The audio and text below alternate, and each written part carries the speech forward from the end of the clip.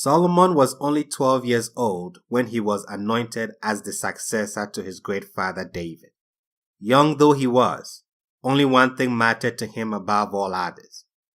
God appeared to him in a prophetic dream and said, "Request what I should give you." It was the young lad's great opportunity. Anything could have been his for the asking, and there was much that he needed. The young king took full advantage of the divinely offered boon. He asked for the most precious thing in the world, the most important to him. All he wanted was the ability to judge God's people according to his Torah.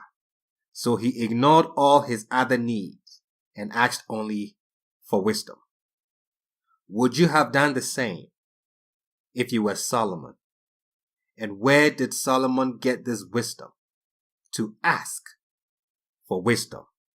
Join the scholars of Kingdom of Kings as we try to tap into the knowledge and the wisdom of this 12-year-old king before he was given divine wisdom.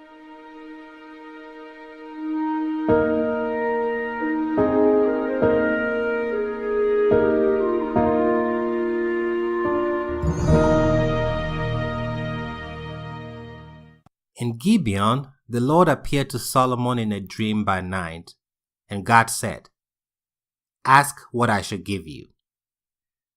This took place in a dream. If God should ask me right now what I want, I may not know what to say on the spot that is sensible. This is even when I am fully awake. This is a very difficult question if you take time to think about it. The creator of the universe is asking you what you want. And when this question was presented to Solomon in a dream, Solomon is able to give a fascinating speech because verses 10 tells us, "And the speech pleased the Lord." This is a very well thought of speech. He gets his prayer answered on the spot, so a serious reader and a serious student will pause and take time to analyze the happenings here to find out the secret to answered prayer. Number 1. Prayer of petition is not a spontaneous act. It has to be very well thought of, meditated upon, before one arranges his words on his lips to speak it. And this is what Solomon does. Let me share why I say this was a very well thought of prayer. 3 things was on Solomon's mind. 1. He knew that his half-brother Adonijah aspired to the throne and had tried to seize it. Number 2. His unexperienced reign had no guarantee of the prosperity that is important to the success of a leader. Number 3.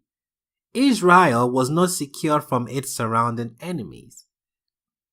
These were 3 present issues that Solomon had, but he did not ask for any of these. God himself acknowledges these 3 present issues in his response to Solomon. Look at verses 11. "And God said to him, because you have asked this thing, and have not asked for yourself long life, because your brother Adonijah aspired the throne that he might kill you for it. Neither have you asked riches for yourself. Like I said, his unexperienced reign had no guarantee of the prosperity that is important to the success of a leader, especially a king. Nor have you asked the life of your enemies. Israel was not secure from its surrounding enemies." So these were 3 present issues. And yet, when this young king was presented with a blank check, he did not ask for any of these 3. Rather, what did he say? Verses 6. "And Solomon said, you have done your servant David my father great kindness, as he walked before you in truth and in righteousness and in uprightness of heart with you. And you have kept for him this great kindness, that you have given him a son to sit on his throne, as it is this day. Solomon, in his prayer, is focusing not on himself. The focus of the prayer is his father David. God said, "Ask what I shall give you."